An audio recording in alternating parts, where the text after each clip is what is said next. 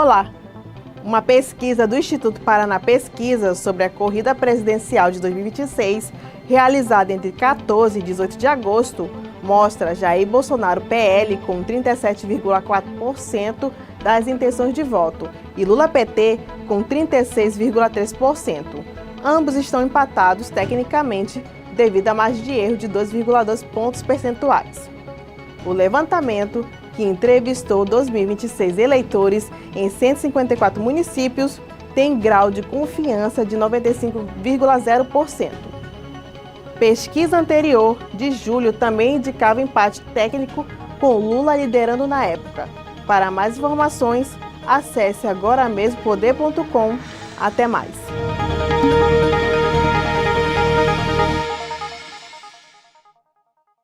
Nós somos a RND TV, canal 38.1. Fazemos parte da Rede Norte Digital, de onde fazem parte também a Rádio ZLZN e o imediatoonline.com. Com mais de 2 milhões de seguidores no Facebook e Instagram e mais de 100 milhões de visualizações. Nossa programação é voltada para a informação e o entretenimento. Tudo com muita responsabilidade e credibilidade. Traga sua marca para anunciar conosco. Fale com o nosso departamento comercial 98465-7863. Olá, seja muito bem-vindo ao Conversa Política. Eu sou Álvaro Corado. O que leva um empresário de sucesso, com a vida financeira e pessoal organizada e independente, a se arriscar pelo mundo da política? Ainda mais complexo é quando se trata de uma mulher, se envolvendo num meio tradicionalmente dominado por homens. De direita, conservadora, progressista no que se refere à economia, mas também mãe, esposa e uma visionária que, nos 45 minutos do segundo tempo, resgatou 2 prédios históricos da cidade de Manaus e propôs reinaugurá-los completamente transformados. Nossa entrevistada hoje é Maria do Carmo Cefair, reitora da FAMetro, integrante de uma das famílias políticas e empresariais mais tradicionais do Amazonas. Ela que agora está em destaque na política local ao decidir assumir um partido político inteiro e partir para disputar as eleições. Será este um projeto de poder ou é o desejo de retribuir à sociedade o tanto que recebeu ao longo dos anos?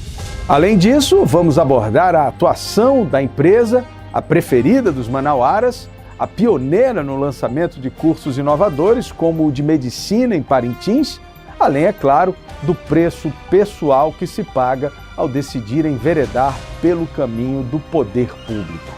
Prepare-se para mais uma conversa profunda e reveladora.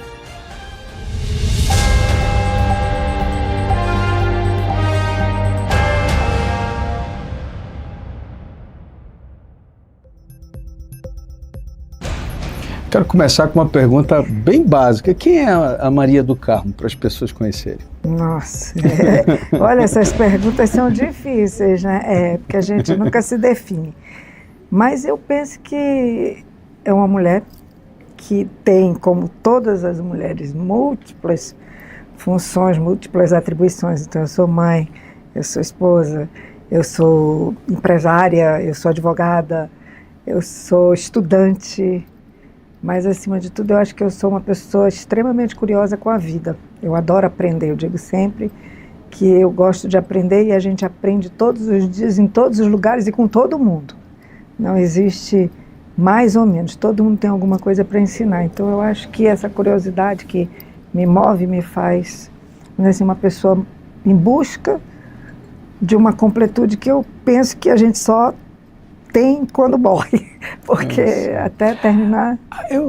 Hoje a gente lhe enxerga como uma pessoa de muito sucesso na área empresarial, mas em algum momento da sua vida você foi tipo só mãe, teve aquele momento de viver a maternidade ou sempre teve que conciliar as duas coisas? Eu sempre conciliei, sempre tive que conciliar, porque primeiro que eu sempre trabalhei desde muito cedo.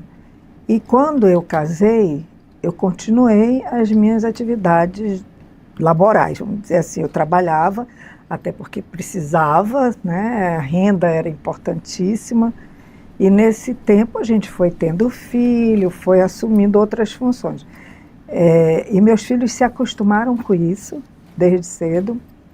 A gente também tinha vamos dizer assim, uma maior facilidade. A minha mãe ajudava muito. Aquela coisa da estrutura familiar, né? Tinha estrutura. Minha mãe era assim, aquela que a gente chama na hora que precisa e ela está lá. E é o que eu procuro hoje ser para minha filha. Por exemplo, hoje eu acordei 5h30 da manhã, porque minha filha fazia uma endoscopia, ela já é uma médica, 38, mas fui acompanhar. Mãe.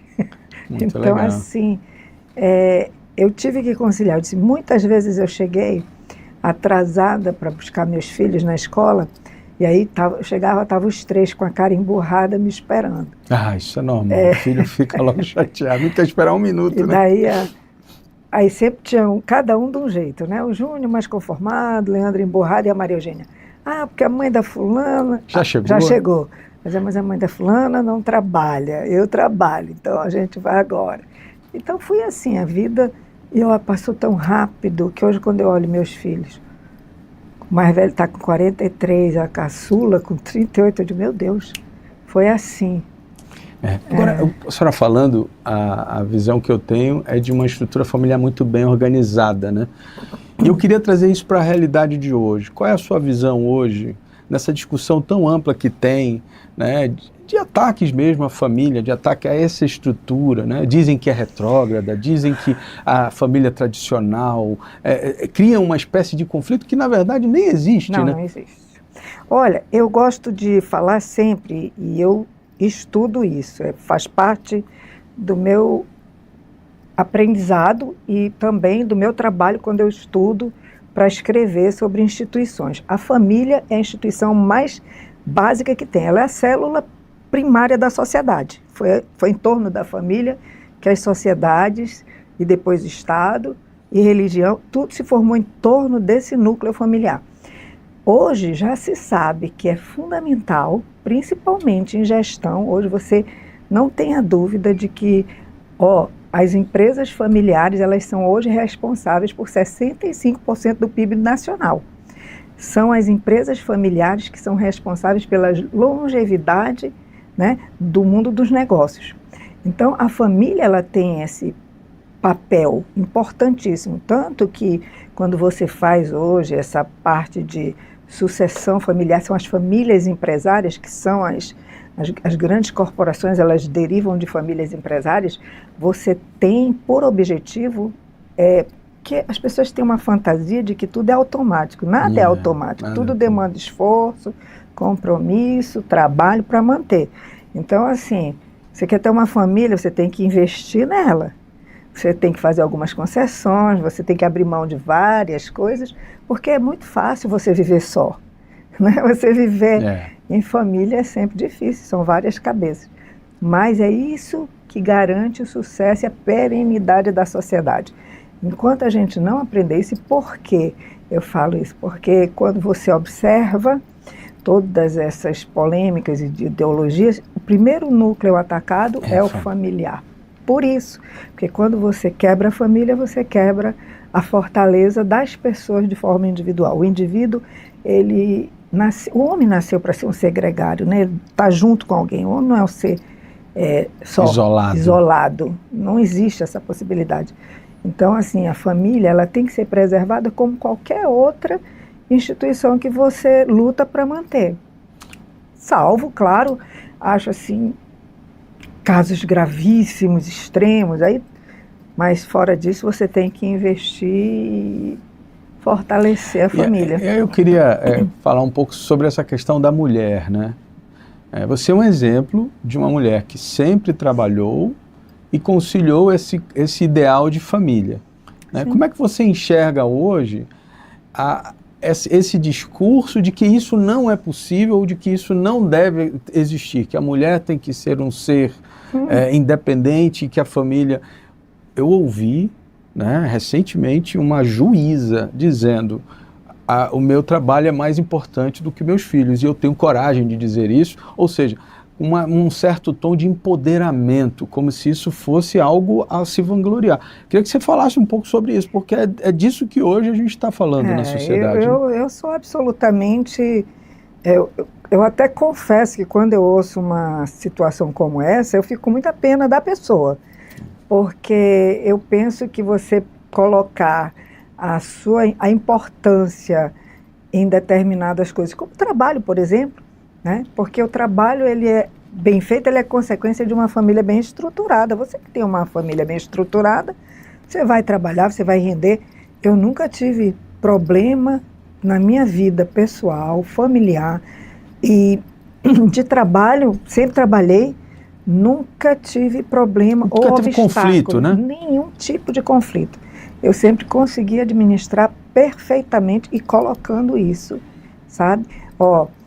Sem problema de absenteísmo, sem problema de priorizar, não, eu vou ter que escolher entre um e outro. Não, é possível você conciliar, porque para você chegar numa situação extrema, é muito difícil. Então, assim, eu sempre estive realmente muito presente, eu sou esforçada nesse sentido. A gente se esforça por tanta coisa para fazer um trabalho bem feito, por que não se esforçar para manter a sua família ali?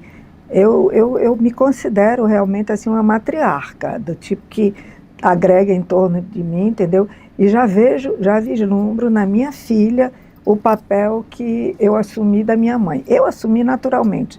Lá na minha casa todo mundo sabe disso. Quando a minha mãe faleceu, eu tenho uma irmã, tinha um irmão que faleceu pouco depois da minha mãe, mas fui eu quem eu avoquei para mim esse papel. Então ficou em torno de mim a família.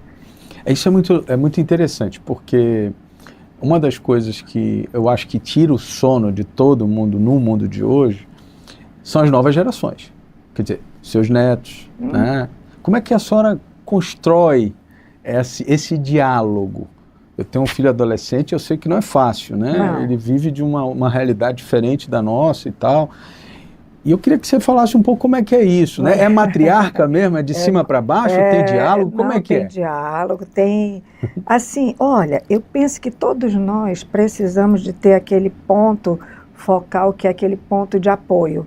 Vamos dizer, uma pessoa que sabe onde vai se amparar quando tiver um momento de fraqueza. É muito triste você não ter em quem se amparar. Olha, a minha mãe, ela era uma pessoa que não tinha... vamos dizer assim, formação acadêmica, ela não concluiu o ensino médio, mas ela era um porto seguro, vamos dizer, aquela pessoa para quem você corre e coloca a cabeça no colo quando você precisa, né? Eu quero ser isso fui e sou para os meus filhos, e quero ser para os meus netos, e quero que a família, as mães, os pais, sejam para eles esse referencial. A gente precisa, o ser humano precisa ter referências. Então, assim, eu vejo com muita tristeza quando você tem que fazer opção. Tipo, é a minha vida, eu vou cuidar da minha vida e eu priorizo sem pensar no outro. Sem pensar principalmente em filhos, quando você os tem. Então, assim, sem sombra de dúvida, sempre priorizar a família. Porque a gente, olha, não existe felicidade individual. Ou você é feliz com o outro, ou você não é feliz. Como é que você vai ser feliz? Aliás, todas as pessoas que eu vejo tomar essas atitudes individualistas são pessoas extremamente, vamos dizer assim, problemáticas, sujeitas à depressão. Eu não sou nem psicóloga, talvez eu esteja até batendo numa tecla que alguém vai me criticar. Mas é fato, mas né? Isso é o que você empírico, enxerga, né? É o que eu enxergo. E isso daí... Eu tenho um relacionamento com meus netos, assim, que eu digo que eles me mantêm a cabeça jovem, porque eu fui obrigada, né, a saber das coisas que eles gostar das músicas, discutir, e eles conversam comigo de igual para igual. Isso legal. Faz com que eles amadureçam e faz com que eu, vamos dizer assim, me torne mais próxima deles e seja obrigada. Eu digo que sempre que eu fui obrigada, eu ensino para minha neta quem é Madonna e ela me diz quem é Dua Lipa, né? Então a gente troca uma informação. É isso aí. E é engraçado que depois ela ouve, aí ela diz, essa é a música da vovó, mas eu gosto. Muito bom, muito bom. Bom, mas em algum momento você veste a responsabilidade de reitora, da empresária, da pessoa que vai administrar um universo de pessoas. Aliás, né, qual é o tamanho hoje da FAMetro, dessa FAMetro? O que hoje é assim? Hoje a FAMetro, realmente, ela cresceu muito. E eu penso também que é fruto um pouco dessa nossa filosofia que a gente leva para os nossos alunos. Vender a verdade. Falar claramente que eu não vendo para eles, vamos dizer assim, serviço. Eu transmito conhecimento, educação formal. E eles têm um papel. Meu professor ensina e eles têm que cobrar dele conteúdo e estudar, porque é isso que vai fazer a vida deles diferente. Acho que esse foi o segredo do nosso crescimento. Hoje nós temos 48 mil alunos, é uma cidade, né? Cidade. São 6 unidades aqui na capital, 6 unidades no interior. Hoje já são mais de 37 polos. Polos, quando eu falo polos parceiros, EAD, né? Mas um EAD semipresencial, eles têm uma unidade aulas de apoio. Então, assim, é algo que a gente fica feliz de ver, porque você vê a transformação no concreto. Até porque as nossas metodologias, elas mostram para o aluno qual é o papel da educação e do conhecimento. Eles têm, desde o primeiro período, de todos os cursos, eles têm atividades de extensão, que são levar aquilo que eles aprenderam em forma de serviço para a sociedade, mostrando de fato como é que eles vão transformar a sociedade que eles vivem. Isso engaja o aluno, dá a real dimensão do que faz a educação e propicia a ele uma experiência única, porque ele alia a teoria e a prática. Isso faz com que ele se torne um aluno completo. E aí, quando ele se forma, ele não tem dificuldade de se inserir no mercado de trabalho. Então, hoje, 80% dos nossos egressos estão, pesquisa nossa, interna, estão empregados, ou seja, estão inseridos no mercado de trabalho, mostrando que na prática funciona. Eu peguei aqui uma pesquisa, Top of Mind, né, 2024, e a FAMetro foi escolhida a preferida dos manauaras. Né? E aí eu ia perguntar exatamente, acho que você respondeu um pouco isso, mas eu queria que você aprofundasse, né, ao que você atribui esse reconhecimento, né? Porque isso vem de quem compra, né? Quem paga o serviço lá. Isso, né? Exatamente. Porque tem um valor muito maior. E né? aí eu acho que isso também vale para muita coisa, que eu digo que hoje é aquela coisa. Você tem a propaganda, né? E daí você tem na prática que aquilo acontece de fato. Então ele consegue realmente reconhecer o que eu estou falando é o que eu estou vendendo. E isso foi desde o começo. O aluno ele vinha movido porque eu tinha uma oferta de um curso mais barato. Vinha pelo preço? Pelo preço, atraído pelo preço, mas eu dizia, aqui você vai ter qualidade de ensino. E fiz questão disso o tempo todo, e graças a Deus, os professores nossos, eles sabem disso. Não é porque existem professores que não são tão bons, eles naturalmente, eles saem, porque eles são demandados. A gente cobra deles trabalho, frequência, a gente cobra quando eles não estão fazendo. Eu ouço o aluno, eu falo sempre que o aluno, ele tem meu telefone, ele tem minhas redes sociais, e quando eles reclamam, eu na mesma hora eu dou uma resposta. E são 48 mil. Agora eu digo para eles, não me deem bom dia, não me deem boa tarde, porque senão tumultua, né? Tumultua o WhatsApp, tem que ser pontual. Então, às vezes ele reclama, porque isso, porque aquilo. Tanto que quando alguém me critica na rede, eu digo, não reclamou comigo. Não, eu fico o dia inteiro, da 9 até as 18, né? Antes eu ficava até as 22, agora de 9 às 18, sem sair, eu almoço lá dentro da reitoria. Você foca no relacionamento, né? Total, absoluto. E converso, e mostro, e falo, não vendo facilidade, porque o mundo não trata a gente. Não trata, agora, né? O mundo vai ser sempre mais rigoroso do que qualquer pai, mãe, amigo, né? Não perdoa. Não né? perdoa. Agora, uma coisa que eu queria comentar, e que eu acho interessante, é que vocês fizeram um movimento para o interior do estado.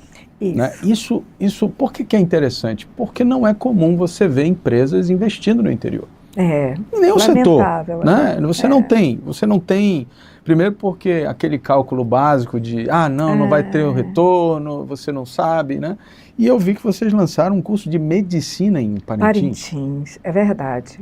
Olha só, primeiro a gente tem que dizer que nós não lançamos nenhum curso, nenhuma faculdade que a gente abriu foi assim aleatória. A gente tinha real noção de qual era o público que a gente, sem metas fictícias, a gente sabia onde queria chegar e onde iria chegar. Já atingimos as metas.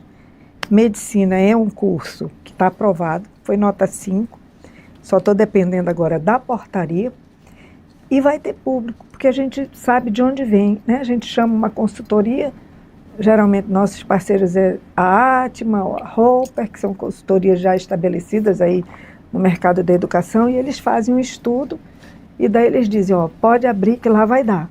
Não abra que não vai ser rentável, não vai atingir, né, seu objetivo, vai ser deficitário. E aí a gente aposta com certeza. Todo mundo que trabalha em empresa tem que trabalhar com os indicadores para ter meta e poder fazer as estratégias. A gente, graças a Deus, tem atingido as nossas metas sem problema, ultrapassado, e isso mostra que a gente realmente está no caminho certo.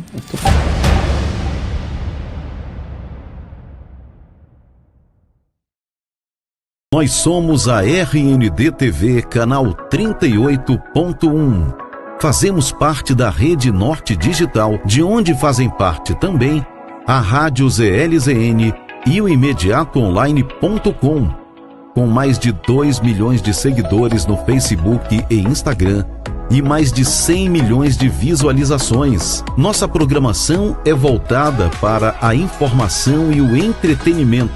Tudo com muita responsabilidade e credibilidade. Traga sua marca para anunciar conosco. Fale com o nosso departamento comercial 98465-7863. Quando a sirene tocar na sua TV, você já sabe.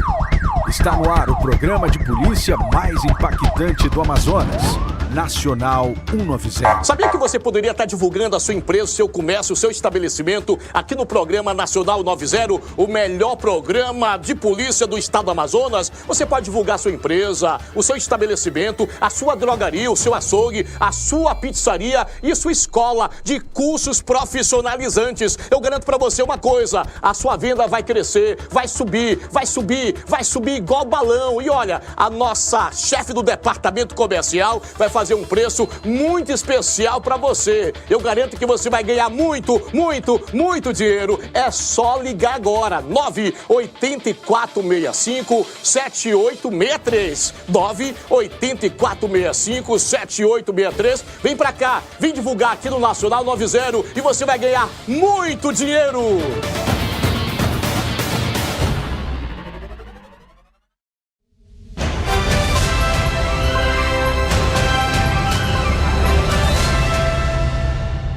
Agora, nem tudo são flores, né? Eu estava dando uma pesquisada e percebi que tem algumas entreveros, né? Vamos dizer assim. Sempre. Você teve agora recentemente uma situação com o vereador, teve uma situação com o empresário do setor, não vou entrar no mérito disso, mas o que eu quero entrar, na verdade, é o seguinte: isso é fruto do crescimento e isso é fruto de um envolvimento com a política. E aí a minha pergunta é assim, nesse movimento que você fez na sua vida, né?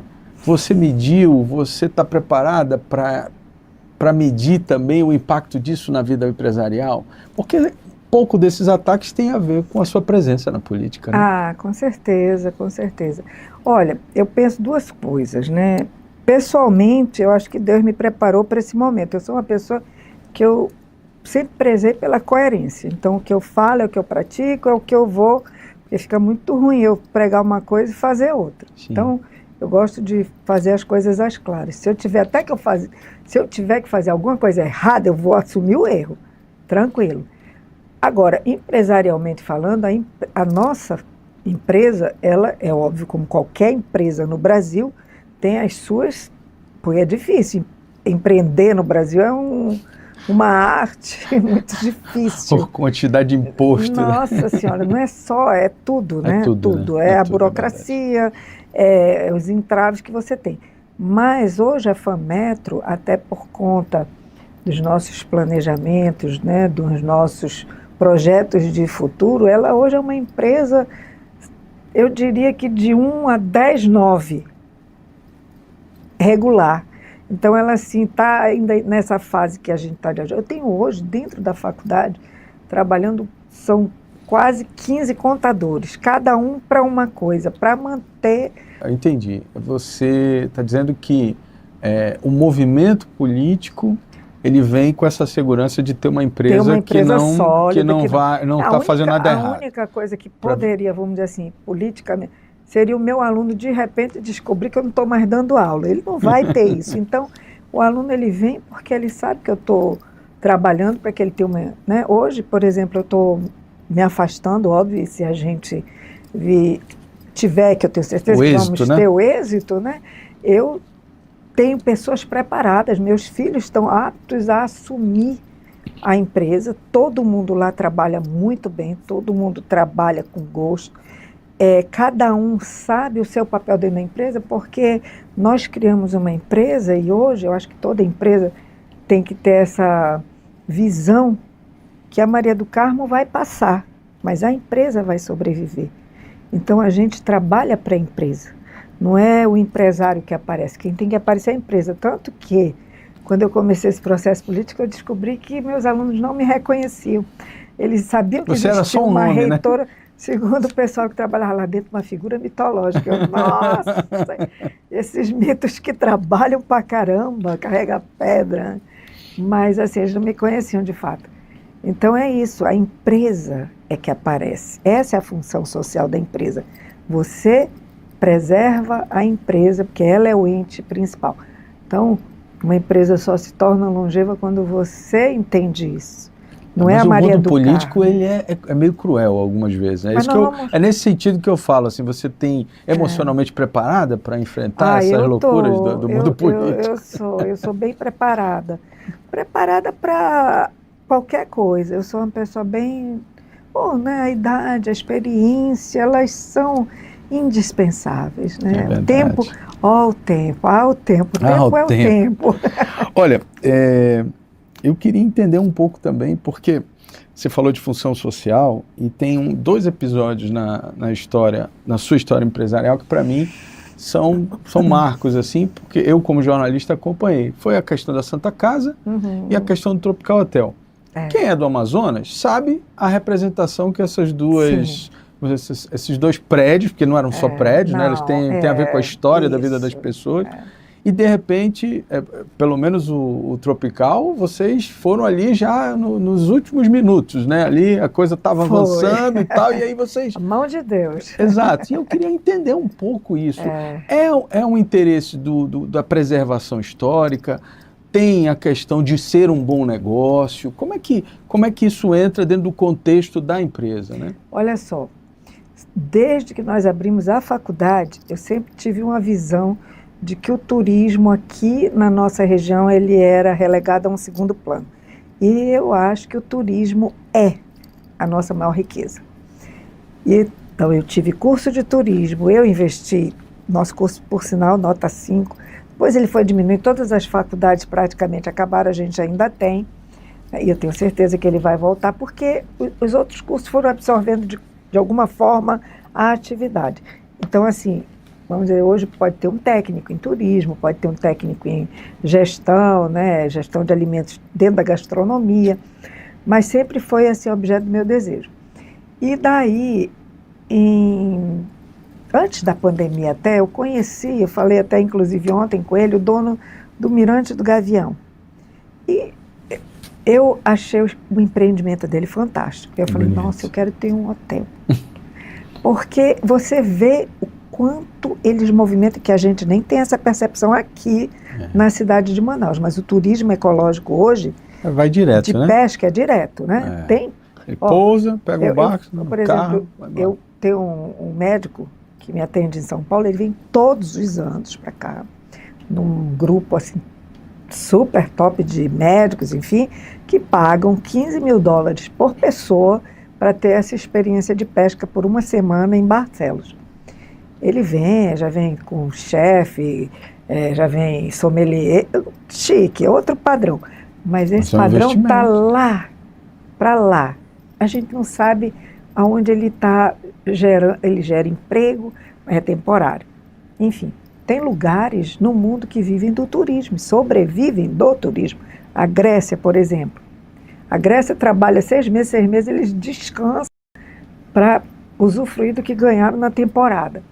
Então, eu sempre achei que o turismo era relegado. Quando a gente teve a oportunidade, e aí eu digo a mão de Deus, porque foi numa situação assim, tipo, que nem a gente acreditou, né? Nossa, deu certo. Tomamos um susto. E quando entramos no Tropical, outro susto. Foi assim, ó, um susto atrás de outro. Porque a gente imaginava que o Tropical estava bem, mas não estava, ele estava bem acabado mesmo. Então, foi muita coisa. Então, assim, essa perspectiva a gente tem. Até agora, eu estou assim, absolutamente convencida de que nós vamos ter um antes e depois aqui na cidade de Manaus por conta da inauguração de um hotel. Mas de um hotel que ele é icônico, ele é objeto de desejo, da lembrança de muita gente ainda, mesmo quando ele estava assim, nos estertores dele, foi má administração, ele ainda é um hotel que inspira. E não foi uma percepção só minha, a gente viu agora isso. Então, assim, eu não tenho dúvida de que o Tropical vai ser uma revolução no turismo. Mas é só um primeiro passo. Olha, eu estava lendo que o turismo ecológico, né, o turismo, ele movimenta mais de 480 bilhões no mundo todo de dólares. E aqui a gente... 380 milhões no Brasil no ano de 2023. Uma coisa assim, bem... Eu tenho os dados... Tipo, insignificante em relação ao bolo mundial. Muito insignificante. Né? Eu estou com os dados aqui. Posso olhar? Pode. Rapidinho, vou olhar já, porque é um dado tão impressionante que eu vou lhe dizer. Olha só. O turismo sustentável, ou ecoturismo, movimentou 176 bilhões de dólares em 2020 no mundo, tá? Segundo dados de empresas. A projeção é de alcançar até 2028 385 bilhões de dólares, ou seja, um crescimento anual superior a 10%. Agora, para você ter uma ideia do quanto aqui, né, não mais, o Brasil, apesar de superar a Austrália, não tem mais de 80 milhões de dólares ao ano. Aqui no Amazonas, então... Não deve nem aparecer, né? Nem aparece, entendeu? Então, assim, imagina essa fatia de mercado num lugar que hoje é objeto de desejo. O nome, né? O nome, né? A gente tem que estar aqui. Tem que estar pondo a cara aqui. E eu imagino que isso esteja no seu radar para o projeto de plano de governo de vocês. Não tenha dúvida, isso é algo que tem que estar no radar sempre, não só da prefeitura, mas do governo. Mas é investido mesmo, é buscado, vamos dizer assim, dando incentivo para as pessoas que trabalham com isso. A gente já está hoje firmando aí parcerias para a inauguração do Tropical. Já tem data? Dezembro de 2024. Disseram que é Réveillon, né? Olha, vai ser uma festa. Não sabe se é o Réveillon. A festa da doutora, como eles dizem, que eu botei meu dedo ali. Então tá, eu espero que seja o Réveillon mesmo. Agora, eu ouvi também que vai ter um cassino, né? Se Deus quiser e o se jogo a lei for agora, passar, né? Se a lei passar. Tem que ter. A gente precisa de ter... gerar emprego e renda, porque é isso que torna as nações grandes. Muito bem. Eu queria falar um pouco sobre a Santa Casa, que é um pouco diferente, o foco é mais na saúde, mas ali era um prédio icônico. Maravilhoso. Né? É num lugar, acho, talvez mais emblemático da cidade de Manaus. E foi pensado justamente por isso. Nós já tínhamos o projeto de um hospital universitário que ficaria ali na Torquato Tapajós, a gente tinha um terreno, ali do lado da Martins Veículo, ia ser ali, a gente até vendeu o terreno já, e esse hospital moderno, mas quando o Wellington viu a Santa Casa, ele falou assim, poxa, além de ter esse apelo, né, para a cidade de Manaus, que todo mundo vivia dando abraço na Santa Casa, fazendo tudo e nada, né? Então, assim, ele disse, eu vou participar desse leilão. Foi um movimento que a gente sabia que ia trazer consequências, que era o atraso inevitável por conta de que é um patrimônio tombado e o IPHAN é um órgão extremamente burocrático, né? A gente até entende porque tem que ser, mas a gente fez também um projeto do nosso hospital universitário. Então, assim, vai juntar, claro, o nome da Santa Casa, que já está lá colocado, respeitado, posicionado, vai somar com o nosso. E isso vai ser algo como... Vai ser um hospital bandeira. Escola? É um hospital universitário, que faz atendimento. É como é o INCOL, o HCOL, o Hospital do Coração em São Paulo. Então, a gente quer fazer, vai ter uma ala privada também, e vai ter uma ala de consultórios que vai ficar justamente na parte que é tombada. Sim. Porque não pode ter, né, avançar além do telhado, então ali vão ser consultórios, vai ter laboratórios, enfim, centrais de imagem. As obras já estão andando? Já foi tudo liberado ou ainda tem esses... Ainda está com os entraves e também, né, como nós somos um grupo privado que depende de recursos, é difícil, hoje nosso foco está em finalizar o Tropical para partir, de fato, a partir da entrega da chave para a bandeira que vai administrar o Tropical, focar na Santa Casa. Aí 2 anos ela é mais rápida, vai sair. E aí a gente vai mostrar o que é administrar um hospital como deve ser. Porque a gente vê por aí por fora como funciona e aí a gente pergunta por que a gente tem tanta dificuldade com os hospitais públicos aqui. Então, a nossa ideia é realmente criar um padrão de referência para puxar os outros que vão acabar seguindo a gente. Muito bem. Eu ouvindo você falar, fica muito claro para mim assim, que você tem uma experiência incontestável em gestão, administração, né? E de um tempo para cá, nós vimos muitos exemplos de empresários se dispondo a entrar na política, né, pública, ou seja, trabalhar realmente para o público. Qual foi o seu motivo de fazer esse movimento? É vamos dizer assim, um poder estratégico para o grupo? É o desejo de ajudar a devolver para a sociedade algo que você recebeu? O que passa no processo de decisão da Maria do Carmo de dizer assim, não, a partir de agora eu vou dedicar um pouco da minha vida a essa missão? É missão mesmo. Não tem nenhum interesse para os nossos negócios, zero. Porque já estão estabelecidos, a gente realmente não precisa. Mas eu vejo assim, que a gente precisa separar 2 coisas. Eu sempre fui uma pessoa politicamente, vamos dizer assim, ativa, não de participar como eu estou hoje participando, mas sempre gostei de ver. E a gente viu que houve um empobrecimento da política. Eu não tenho medo nenhum e nenhuma vergonha de criticar, porque a gente, vamos dizer assim, faz análise com base na experiência que a gente tem. Precisa a gente deixar de lado algumas, como é que eu posso dizer,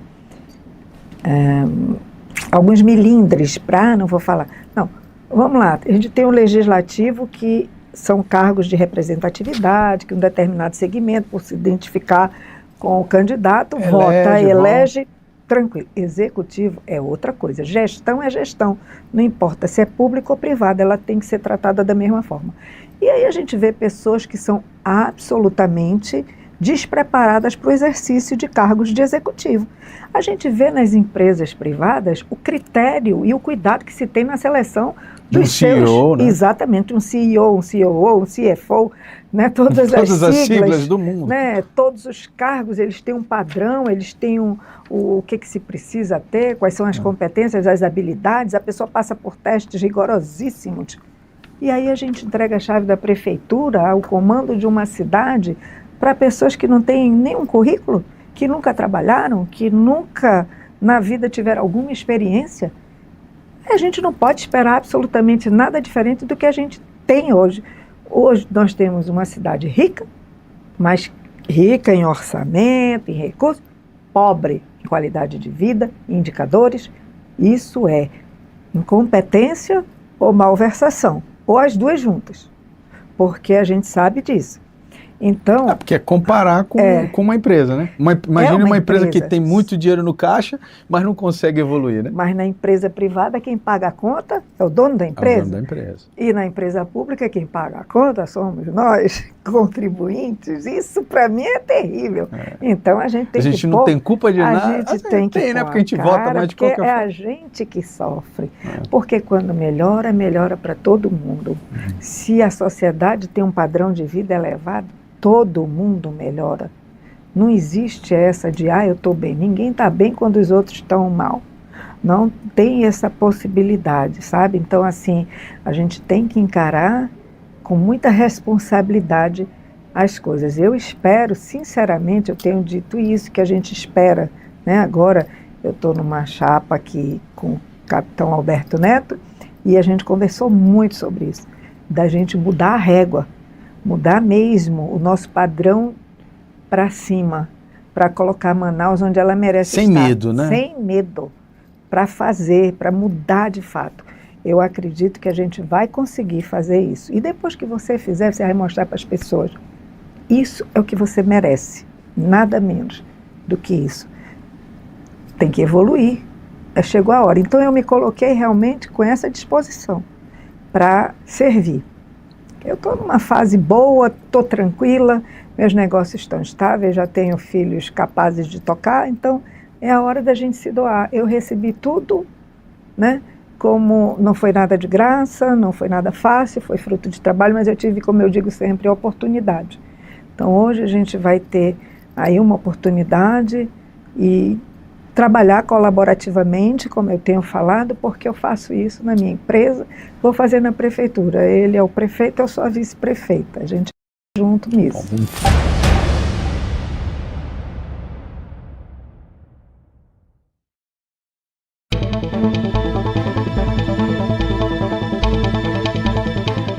Olá! Em pesquisa do Datafolha, Pablo Marçal, do PRTB, tem 21% das intenções de voto, empatado com Guilherme Boulos, PSOL, que está com 22% a 23%. Ricardo Nunes, do MDB, caiu para 19%, e José Luiz da Atena, do PSDB, para 10%. Marçal subiu para 13% na pesquisa espontânea, destacando-se entre eleitores masculinos com escolaridade média e evangélicos. Nunes perdeu apoio e sua aprovação caiu para 25%. Datena e Tabata Amaral, do PSB, com 8%, enfrentam dificuldades. Para mais informações, acesse agoramesmopoder.com. Até mais.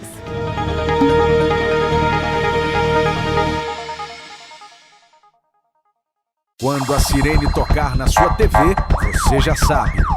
Está no ar o programa de polícia mais impactante do Amazonas. Nacional 190. Sabia que você poderia estar divulgando a sua empresa, o seu comércio, o seu estabelecimento aqui no programa Nacional 90, o melhor programa de polícia do estado do Amazonas? Você pode divulgar a sua empresa, o seu estabelecimento, a sua drogaria, o seu açougue, a sua pizzaria e sua escola de cursos profissionalizantes. Eu garanto para você uma coisa, a sua venda vai crescer, vai subir igual balão. E olha, a nossa chefe do departamento comercial vai fazer um preço muito especial para você. Eu garanto que você vai ganhar muito dinheiro. É só ligar agora. 98465-7863. 98465-7863. Vem pra cá, vem divulgar aqui no Nacional 90 e você vai ganhar muito dinheiro.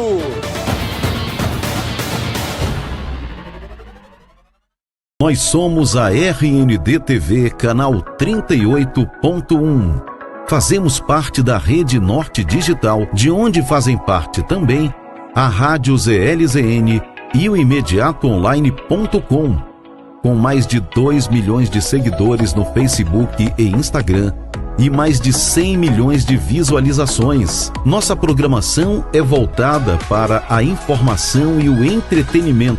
Tudo com muita responsabilidade e credibilidade. Traga sua marca para anunciar conosco. Fale com o nosso departamento comercial. 98465-7863.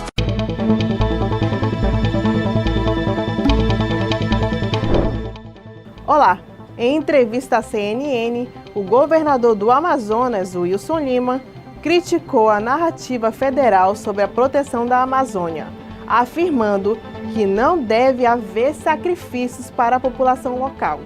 Ele ressaltou a importância da pavimentação da BR-319 para enfrentar a seca e melhorar o abastecimento, e afirmou que o governo estadual está comprometido com a proteção ambiental e com controle rigoroso para resolver o isolamento e as dificuldades econômicas da região.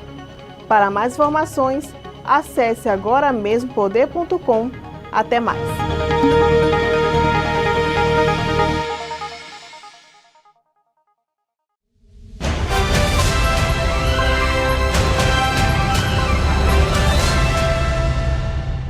Pois é, e aí, não só nessa vida empreendendo, você decidiu empreender e empreender com peso, pegou logo um partido.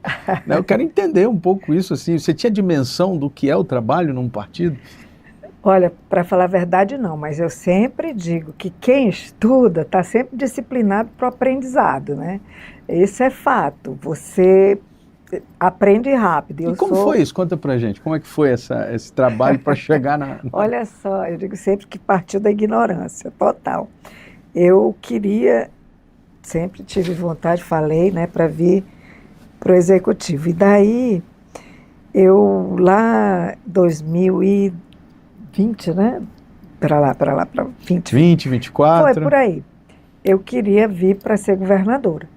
E daí eu tinha um funcionário que era filiado ao Novo e disse, eu vou te apresentar o presidente do Novo, que mudou agora, né, o Amoedo tinha saído, enfim.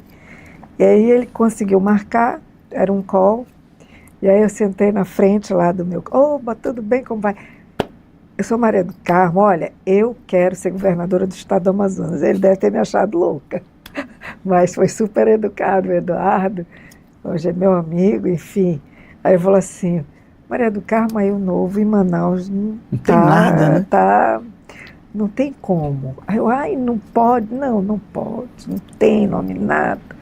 Se você eu procurava outro partido, enfim. E o partido que eu tinha assim, de referência do que eu conhecia era o PSDB. Daí... A gente, por amizade, tinha amizade com Arthur Virgílio, né? E tinha respeito à história dele e tal, enfim. Ele acabou me convidando para vir. Eu falei, Arthur, eu quero ser governadora. Então, meu marido, deixe disso. Eu quero ser, eu falei, nunca enganei ninguém o que eu queria. E aí ele falou, olha, você vem para suplente depois. Enfim, por outras coisas a história não caminhou como devia. E aí eu acabo que, quando acabou, mas acabou mesmo, passou a eleição, resultado, no dia seguinte eu mandei um WhatsApp para o Eduardo. Oi, quero me filiar ao Novo, que na próxima eleição. Ele, vamos, agora nós vamos. E aí eu me filiei, depois eu vim, né, participei do processo para vir a ser a presidente estadual. Porque tem, né? No Novo tem esse detalhe, né? Tem um negócio fácil, de formação, não, você tem que ser aceito, tem um PIR, né, que é um teste dificílimo que faz o potencial de integridade da pessoa e resiliência para ver se você resiste às pressões, se você... Sabe, passei com louvor em todos, enfim. E daí me tornei a primeira presidente mulher aqui do Estado, inclusive, acho que de todos os outros partidos, mas assim, por pura mesmo, passei no teste. E quando eu fui apresentar o Amazonas para o Novo, lá no encontro, eu já tinha, olha, a gente pegou o partido com 34 filiados, hoje nós temos mais de 1.400. Olha. Então, assim, a gente cresceu assustadoramente.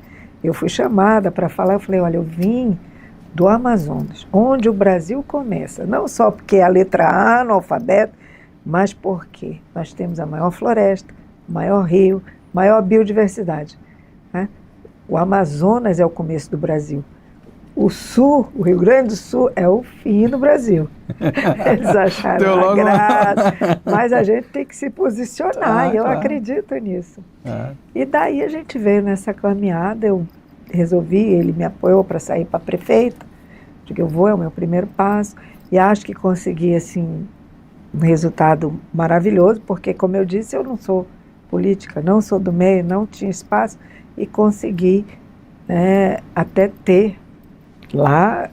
E aí a gente acabou avaliando, eu sou racional, eu sou uma pessoa que olha tudo, né, não tem essa...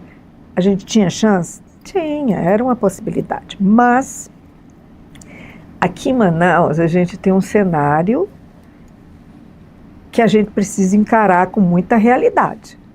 Eu até outro dia eu dei uma cutucada no Ministério Público, porque todo mundo fala, todo mundo vê, faz de conta que não vê, a gente não pode ficar quieto diante de situações em que se usa descaradamente a máquina pública, afinal de contas somos nós que estamos pagando, né? Então tem governo, tem prefeitura e essa briga enorme. Então eu sabia que aí, é óbvio, quem trabalha sabe o quanto é difícil colocar dinheiro no bolso. Então você não gasta. E gastar, então, daquela dor, né? Gastar é só para quem está, né, ganhando fácil. Então eu resolvi realmente nessa visão aí, eu conversei com vários candidatos que me convidaram para vice, mas eu sou uma pessoa que eu sou muito ligada a identidade, ideologia, valores, essas coisas. E aí eu fui conversando com o capitão Alberto Neto, né, porque é ele que está como candidato lá do PL, então eu vi que era possível sim compor com ele.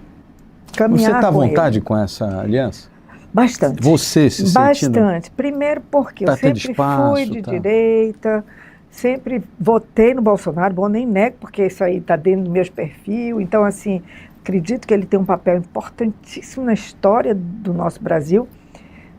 E estou tendo espaço até eu, Maria do Carmo, me coloco mais, porque eu acho que a gente tem que ter absolutamente... Eu sou uma pessoa que trabalha em empresa e eu sei de hierarquia. E o quanto é importante você trabalhar dentro da hierarquia, né? E a gente eu acho que o mal de choques com o vice-prefeito é que ele vai como vice e quer ser o prefeito. Isso não pode Quer mandar existir. mais do que... E é vaidade, nossa, eu não tenho essas coisas, então quanto a isso eu estou absolutamente tranquila. Depois, eu sou uma pessoa que eu gosto de contribuir, e a minha contribuição, se ela é bem dada, ela é aceita, se não é, eu também, né? Então, assim, eu não vou ter nenhum tipo de dificuldade, como não estou tendo, muito pelo contrário, eu estou, assim, felicíssima, né? A gente tem feito uma parceria que eu digo, olha, parece até que eu já conheci ele há 100 anos, e eu conheço há pouco mais de quase 2 meses só, o que é, né, algo assim, mas então eu digo sempre, de novo, é a mão de Deus, está querendo, vamos junto, então é legal. isso aí. Você fala muito dessa questão da presença de Deus, né? Não tenho dúvida, como dizia Einstein, o acaso não existe, é Deus passeando incógnito. Muito bom. Ele está circulando o tempo todo. Agora, Maria do Carmo, você fala dessa parceria e eu queria entender um pouco como é que a empresária Maria do Carmo se vê contribuindo no processo de construção de política pública. Você já parou, você já deve ter um projeto e tal.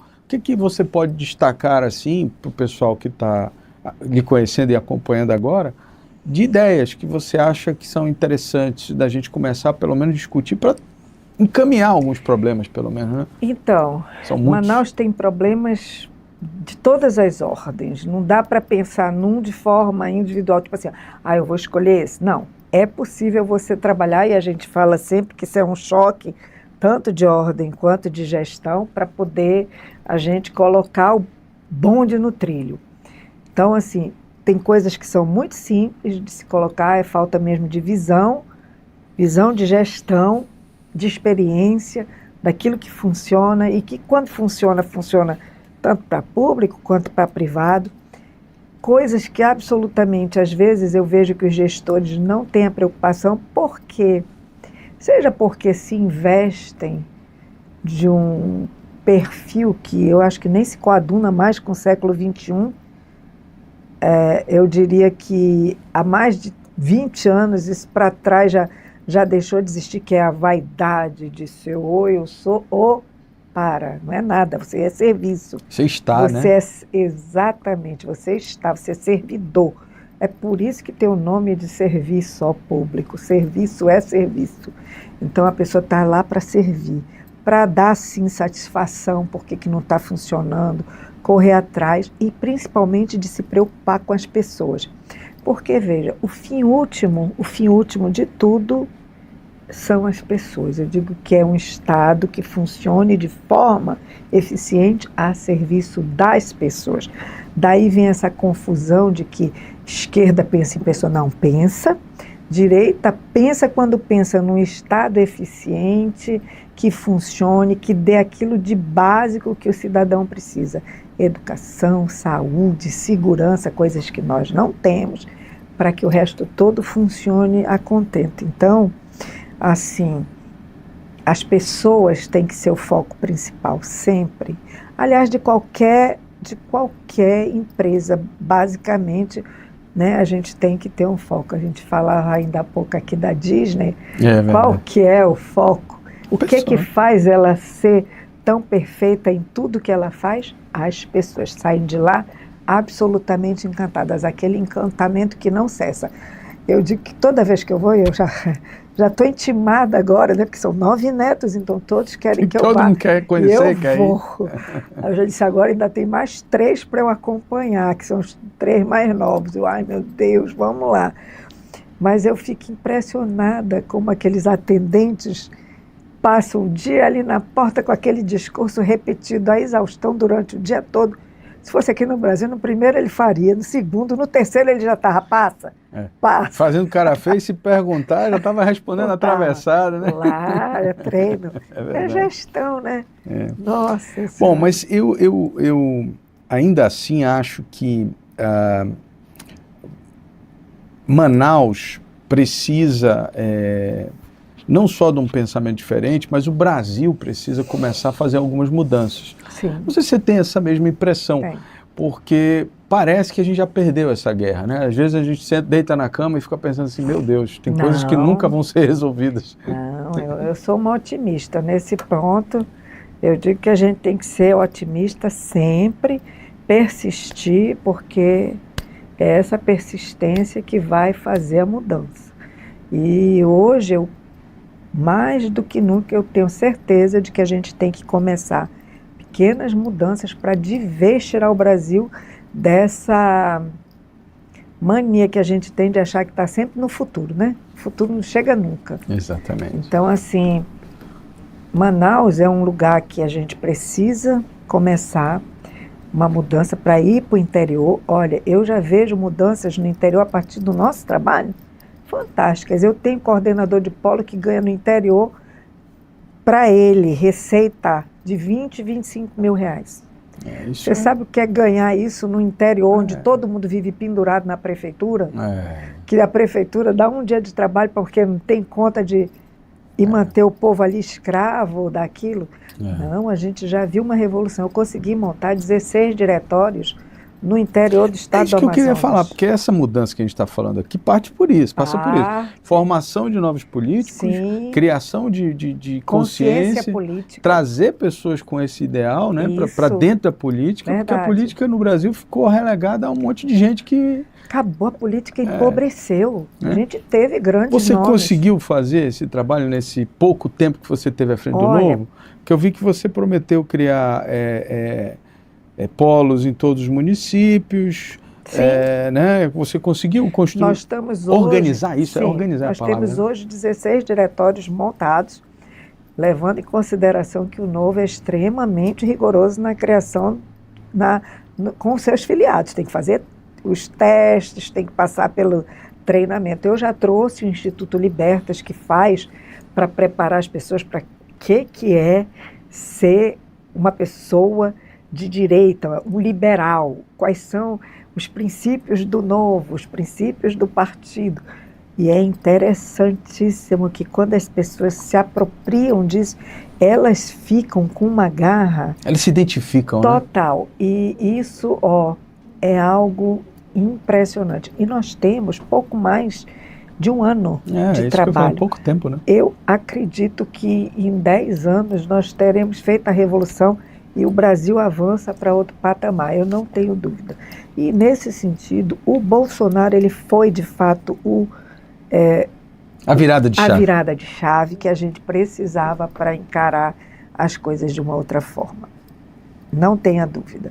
O Brasil, eu acho que na próxima eleição começa a reescrever. A gente teve aí uma retromarcha, mas agora a gente vai para frente a partir dessas bases, que são feitas agora com as eleições. Eu não sei se você vê da mesma forma, mas assim, a gente vê o mundo fazendo o caminho de volta, né, desse socialismo, né, extremado, né? Você vê vários países voltando, né? Você vê a Inglaterra, o que ela está vivendo agora é absurdo, né? Volto de novo para a história, né? A história nos mostra, nos ensina que todo fenômeno histórico tem um princípio, meio e fim. E a história do seu fim está escrita no princípio. Ou seja, as pessoas vão em busca de algo diferente, percorre e vê que não, que era lá que estava bom, e volta. Isso eu acho que é o que está acontecendo. Tá. Eu queria finalizar a nossa entrevista aqui falando um pouco quais são das suas expectativas, né, de objetivo, e objetivos também de longo prazo nessa sua carreira política. Você já falou ali que começou dizendo que queria ser governador, mas é isso mesmo, não é? Qual é o desejo da Mariana Carmo? Ainda tenho o sonho, mas por hora eu quero focar na prefeitura. Acho que a gente vai ter uma prefeitura inovadora, com um projeto magnífico, que vai ser realizado, que vai ser posto em prática e que vai mostrar para as pessoas que sim, é possível mudar. Primeiro que tem um orçamento magnífico, aí que bem administrado vai dar retorno. Gestores que têm experiência fazem isso o tempo todo. Eu acho que a FAMETRA é o exemplo mais, vamos dizer assim, emblemático que eu tenho para mostrar do que é uma gestão bem feita. Trabalho com recursos dos alunos, trabalho com régua, trabalho com cuidado, com metas, indicadores, usando estratégias adequadas. Eu digo que qualquer um que, vamos dizer assim, tenha esse cuidado dentro de casa, que tenha essa experiência, sabe do que eu estou falando. Ninguém pode ir além daquilo que tem para trabalhar. Então, assim, a gente está vivendo hoje o fruto do amadorismo e da falta de experiência. A gente não pode mais cair no mesmo conto, eu não diria do vigário, mas no mesmo conto. No mesmo conto, ponto. Porque realmente a gente precisa diferenciar a gente que não é gestor e quem é. E a gente vê hoje uma aquele gestão... ditado, né? Você quer um resultado diferente, você não pode fazer as mesmas coisas, não, né? Não pode mesmo. Então, nós estamos aí para mostrar que a gente vai fazer diferente. Obrigado. Obrigado pela entrevista. Eu que agradeço. Desejo sucesso na caminhada. Amém. Estaremos obrigada, aqui jornalisticamente acompanhando tudo, com certeza. Bom, muito obrigada. Obrigado, eu viu? que agradeço, viu?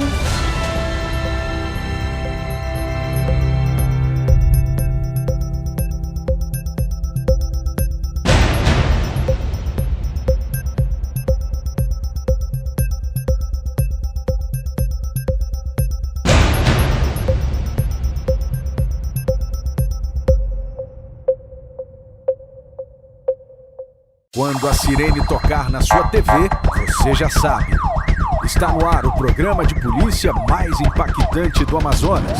Nacional 190. Sabia que você poderia estar divulgando a sua empresa, o seu comércio, o seu estabelecimento aqui no programa Nacional 90, o melhor programa de polícia do estado do Amazonas? Você pode divulgar a sua empresa, o seu estabelecimento, a sua drogaria, o seu açougue, a sua pizzaria e sua escola de cursos profissionalizantes. Eu garanto para você uma coisa, a sua venda vai crescer, vai subir igual balão. E olha, a nossa chefe do departamento comercial vai fazer um preço muito especial para você. Eu garanto que você vai ganhar muito dinheiro. É só ligar agora. 98465-7863. 98465-7863. Vem pra cá, vem divulgar aqui no Nacional 90 e você vai ganhar muito dinheiro.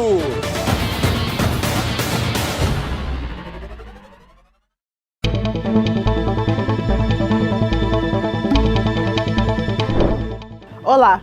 Nesta sexta-feira, 23, o desembargador João Batista Gomes Moreira, do TRF1, decidiu manter a suspensão das obras de reconstrução e asfaltamento da BR-319, entre os quilômetros 250,7 e 656,4. Após a paralisação da licença prévia número 672/2022 pelo IBAMA, a AGU pediu a suspensão da liminar, alegando interferência na competência do Poder Executivo e prejuízos ao planejamento da obra, mas o desembargador rejeitou esses argumentos, afirmando que não houve demonstração de risco grave e iminente. Para mais informações, acesse agora mesmo poder.com. Até mais!